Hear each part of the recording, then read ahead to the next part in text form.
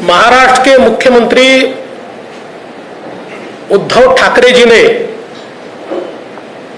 वंदनीय शिवसेना प्रमुख बाळासाहेब ठाकरे जी की जयंती पर जिस प्रकार का वक्तव्य किया है और कहा है कि बीजेपी के साथ शिवसेना 25 साल तक सड़ी, तो मैं सवाल पूछना चाहता हूं कि 2010 तक इस अलायंस के नेता बाळासाहेब ठाकरे जी थे और बाळासाहेब ठाकरे जी ने इस अलायंस को कायम रखा, तो क्या बाळासाहेब ठाकरे जी के कारण शिवसेना सड़ी? इतना ही नहीं, तो मैं उनको याद दिलाना चाहता हूं क्योंकि सिलेक्टिव मेमोरी है। उनकी पार्टी का जब जन्म भी नहीं हुआ था उससे पहले मुंबई में बीजेपी का कॉर्पोरेटर था, बीजेपी में विधायक चुनकर आए। और इतना ही नहीं, तो 1984 में शिवसेना के सांसद के उम्मीदवार, लोकसभा के उम्मीदवार बीजेपी के चुनाव चिन्ह पर चुनाव लड़े। तो अब कौन किसकी गोद में बैठा, ये उनको याद दिलाने की आवश्यकता है। और एक और चीज मैं याद दिलाना चाहता हूं, जब तक हमारे साथ वो थे तब तक पहले नंबर के या दूसरे नंबर के पार्टी हुआ करते थे, और हमारा साथ छोड़ने के बाद चौथे नंबर पर चले गए। तो कौन किसके साथ सड़ा, ये उनको याद करना चाहिए।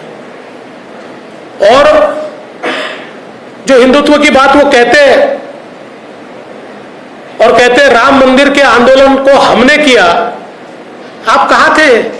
अरे लाठी गोली खाने वाले हम लोग हैं, हम। आप तो सिर्फ भाषण दे रहे थे। कौन से आंदोलन में आप थे? आप कहीं नहीं थे। अरे वो राम जन्मभूमि का आंदोलन छोड़ दीजिए, हमारे कल्याण में दुर्गाड़ी या श्री मलंगगढ़ का भी प्रश्न अभी तक आप छुड़ा नहीं पाए। क्या राम जन्मभूमि की बात करते रहे? मोदी जी ने छुड़ाकर दिखाया। आज राम जन्मभूमि पर प्रभु श्री राम जी का मंदिर बन रहा है। हिंदुत्व ये केवल बातों से नहीं होता।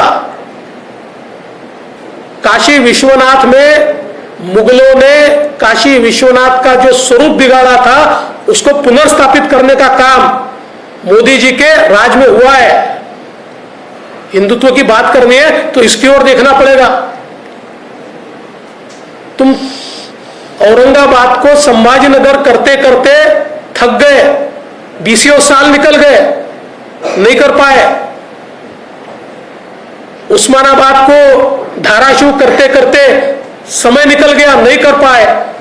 पर वहां पर इलाहाबाद का प्रयागराज हो गया और तुम भाषण करते रहे। और इन्होंने कहा कि 1992 के बाद शिवसेना की लहर थी और अगर शिवसेना देश में चुनाव लड़ती तो शायद देश पर शिवसेना का राज होता। उनकी सिलेक्टिव मेमोरी को मैं फिर एक बार बताना चाहता हूं कि आप चुनाव लड़े 1993 में, 1993 में आप उत्तर प्रदेश का चुनाव लड़े। उत्तर प्रदेश में करीब 180 सीटें आप लड़े, उसमें से 179 सीटों पर आपका डिपॉजिट जब्त हुआ।